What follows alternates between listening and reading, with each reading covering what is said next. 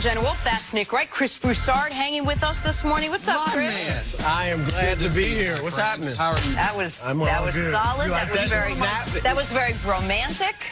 That was this person right here is one of my favorite human beings in the world.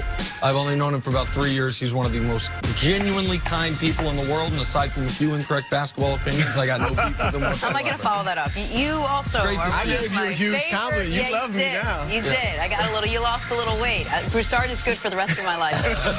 Week 12 is officially in the NFL books, capped off by a doozy. Hottest quarterback on the hottest team stayed hot again last night. That's where we dive in. That's where we start this morning. Lamar Jackson. Another week, another edition of Action Jackson as he continues his MVP push, finishing 15 of 20, 169 yards, and 5 touchdowns. You want more? Lamar added 95 more yards on the ground. Ravens, as Nick would say, mollywop the Rams 45-6 to win their 7th straight game. Here's Lamar Jackson after his career night.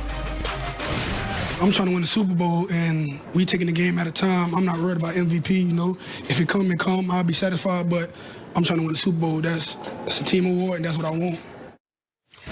You know what, Nick, a lot of guys stand up at the podium, and maybe you believe them, maybe you don't. I actually believe him. I believe that he's so zone-focused on just winning the Super Bowl this year. But are you surprised Lamar is this good in year 2? I'm surprised, and I think you have to be surprised. And I was a believer in Lamar Jackson.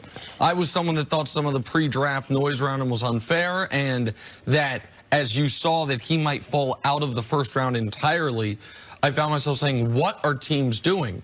This is a guy who, with the right coaching, with the right development, by his 3rd year in the league, can be a legitimate starting quarterback. That's what I thought. Well, by his 2nd year in the league, he's going to be the league MVP.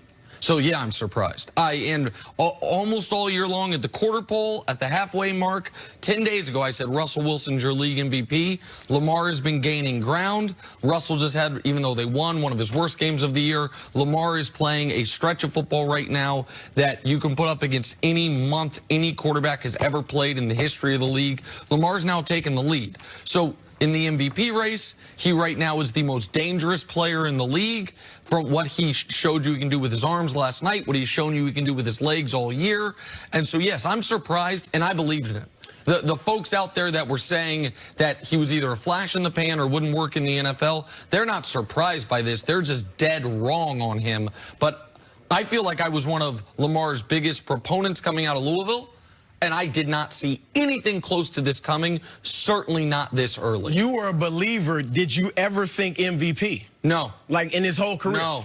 You said it right. You can't help but be surprised. After what I saw last year in the playoffs against the Chargers, okay, when he had 2 completions, 17 yards passing in the first half, and they were the only team to see him twice. I didn't think, I was questioning whether or not he'd be a long-term starter in this league because that's how bad it was. I know he came back in the second half, 4th quarter with 2 touchdowns, but they were playing prevent. It was over. So I thought teams had figured him out. If you see him twice, you're going to figure him out. And the passing. I mean, he completed, what, 58% of his passes last year. Wasn't that accurate. I just didn't know that he would be able to improve this much as a passer. So I am stunned. My question with him was more so his health.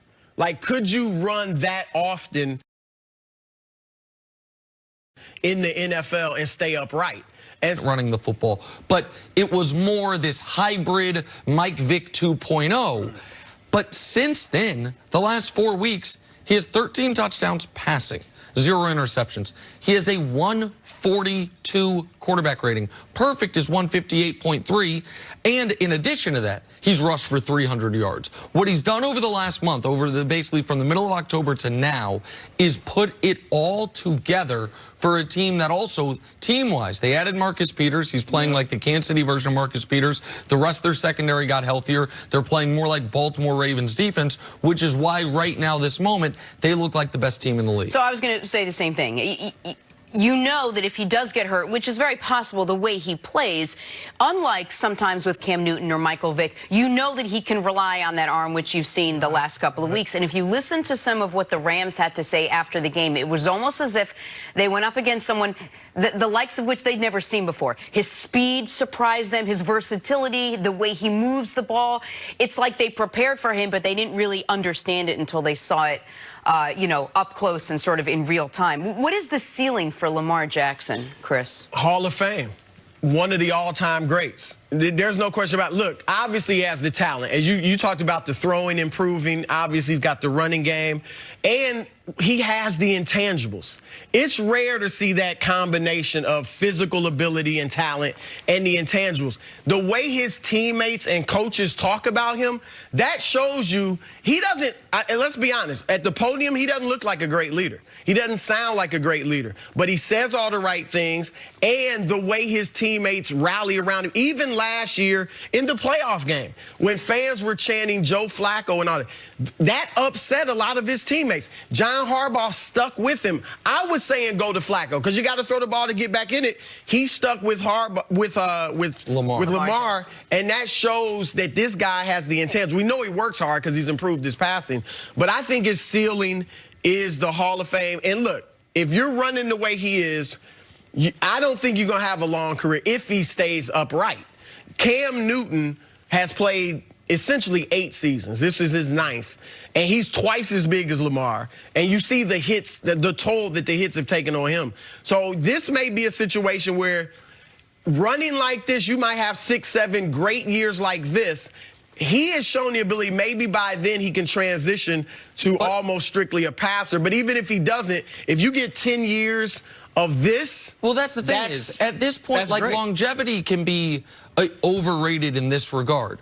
Peyton Manning was obscenely healthy his entire career in Indy until he had the neck surgery. He won 1 Super Bowl. Right. You know, Drew Brees has been wildly healthy. He's won 1 Super Bowl. Aaron Rodgers hasn't been as healthy. He's won. What if they win the Super Bowl this year? Right. Then who cares about what it looks like in 2026 if they win a Super Bowl or even get to one this season? Special athletes, they reach their ceiling much quicker than we expect. You know when LeBron reached his ceiling? Right around year 2. Like, now he developed further. He got the playoff reps. But look at his numbers in year 2 and compare them to anything else. Luka Doncic.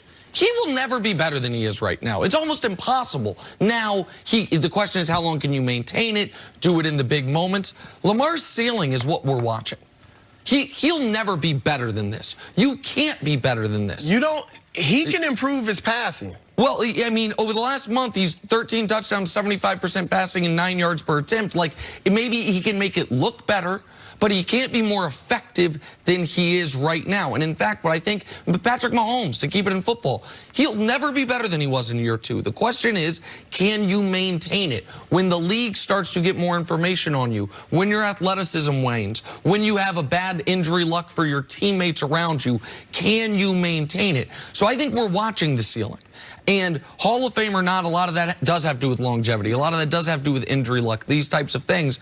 But we are watching a guy who, at his age, he's younger than Joe Burrow, who's going to be the #1 pick of the draft, who at his age is the most dangerous player in the league, and they can win the Super Bowl right now. To me, all the rest is almost noise. Like, I don't know what he looks like in 2024. I don't know what the world looks like in 2024. I know in 2019, Baltimore there might be 2 quarterbacks in the whole league they would swap him out for, and they wouldn't feel great about it. And the most important thing, right now, the Ravens have tied their best record since 2012, the year they won the Super Bowl. Right. Exactly. And by the way, if the Patriots slip up one time, the road to the Super Bowl could go through Baltimore. Yes, it can. Because they have that head-to-head Lamar Jackson is 22 years old, which sometimes when you think about everything he's done, makes you feel like, it makes me feel like a bit of a failure. 22 years old, what was You're a disaster, Nick. Yeah. Coming up, is LeBron on the verge of winning his 5th MVP in year 17? Speaking of special players, that is next on FS1. You can always check us out on the Fox Sports channel on SiriusXM. We'll be right back. Number 2 Ohio State takes on number 13 Michigan in the most